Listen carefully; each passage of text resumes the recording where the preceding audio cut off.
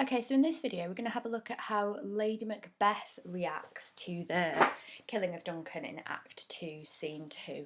So this is the second video, so it will be useful to watch the Macbeth video firstly and to then have a look at how she contrasts. So just to start off with, I just want to raise the point that, and I probably should have said this in the other video, that in this scene Macbeth returns with the bloody daggers. Now, Shakespeare may have chosen to do this. Remember, the murder didn't happen on stage. Remember, I talked about there being two kings in the audience, so there's perhaps an element of respect there. But he did still want to show the horror of the deed. So for Macbeth to return covered in blood with the bloody daggers, which then Lady Macbeth has to take and she then ends up covered in blood, would have been quite a kind of brutal image. So by returning with the daggers, he is incriminating them, Macbeth and Lady Macbeth. He's basically brought the evidence to the guilty parties, and so this is a really good sign that he's not thinking clearly, that his mind is impaired by his actions. And so when we look at Lady Macbeth's reaction to Macbeth's reaction, we get quite an interesting view of the two characters. So let's start off with this section here. So he's returned with the daggers, and her reaction, this is one of the quotes that I've chosen, she commands immediately. So we've got similar to commanding language, similar to in Act 1, Scene 5.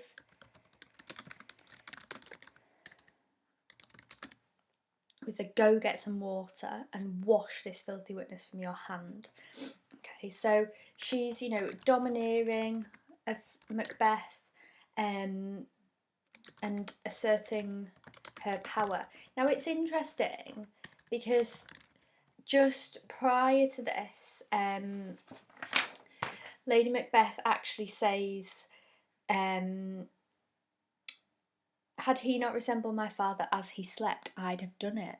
So actually, that's on line 12. So that actually shows kind of an element of weakness within her, that she wasn't willing to kill Duncan because the guilt would have been there because he looked like her father. So she manipulates Macbeth into doing it.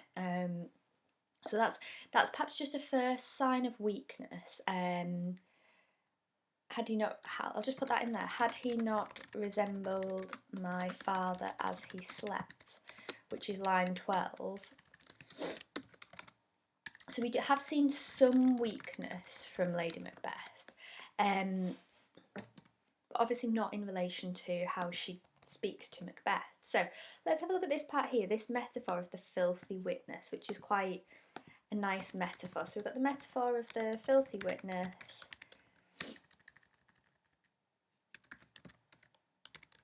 and all the filthy witnesses is Duncan's blood.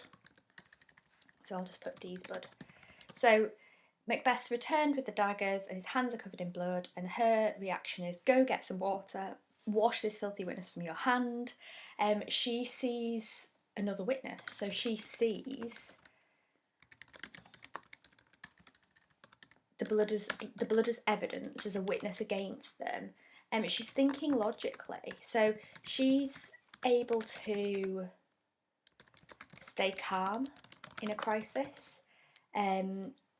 She thinks that simply washing away the blood will wash away the sin, at this point anyway. But Macbeth refuses to return the daggers.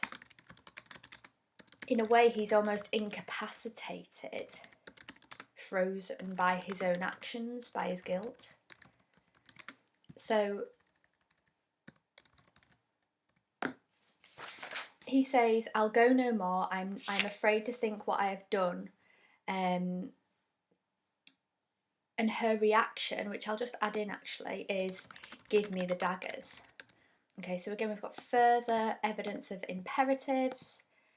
I'll pop that up there. Ooh. And Lady Macbeth then takes control of the situation. So she leaves with the daggers to go and place them back on the guards. Just thinking about the fact that she says, wash this filthy witness from our hand. Again, we've got reference to hands here, which if we look throughout Lady Macbeth's responses, look, wash this filthy witness from my hands are of your colour, a little water clears us of this deed. Again, is reference to the hands, and I will come back to that in a minute because it does link nicely to Act 5, Scene 1. So let's just have a quick little look at this section then here. My hands are of your colour, but I shame to wear a heart so white. Okay, so what does this mean? It means Lady Macbeth's hands are red because she's now had to take the daggers and place them back on the guards because Macbeth was unable to do that. But she now uses this to shame Macbeth. She basically says she'd be ashamed to have a heart so white, so with no blood, cowardly, and she's insulting him. So in a way we can start to think about, you know, where does the power lie in the relationship, but also what does it tell us about the two characters? What can we learn about the two characters in their reactions? So this metaphor here, I shame to wear a heart so white, is her saying that he's too cowardly. She's embarrassed by him.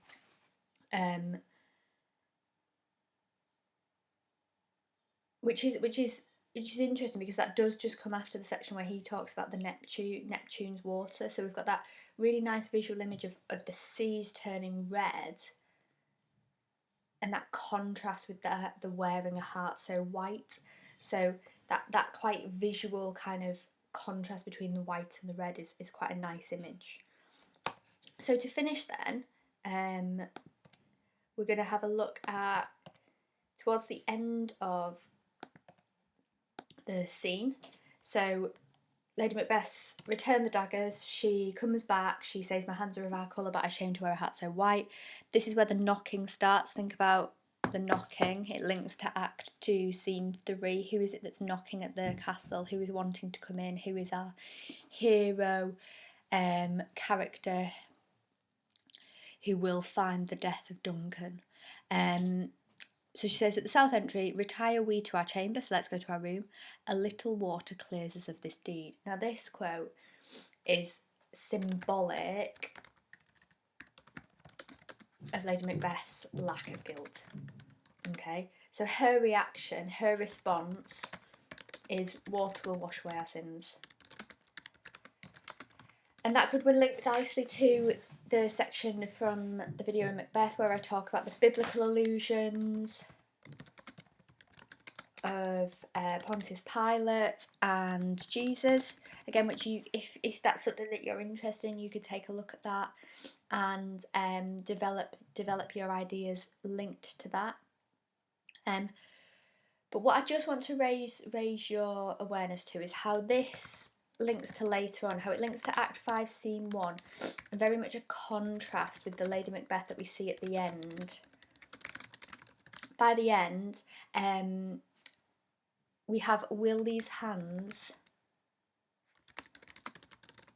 never be clean? So at this point here, you know, we've got again that reference to the deed, that euphemism of the deed, the covering up of murder. Think about her inability to say what they've done from two points really. the idea to protect themselves, but also deep down, is the guilt there? And I think we can say yes, because if we look at what happens by the end, she's talking about the saying, if I've had a wife, where is she now? What will these hands never be clean? And in Act 5, Scene 1, we do see the out damn spot, the drops of blood that she's hallucinating. She's hallucinating that there is blood on her hands. So although at this point in the play in Act 2, Scene 2, she seems quite, I suppose, logical in her approach. So she seems logical here and quite kind of determined that simply washing their hands will remove the guilt. That it's quite simple. That's the simple way to deal with it. Actually, we see that it's much deeper than that, and by the end of the text, ultimately, perhaps her inability to show awareness of perhaps her actions, so her inability to find that, I suppose, remorse at this point in the play is her downfall. So, because then it eats away inside of her.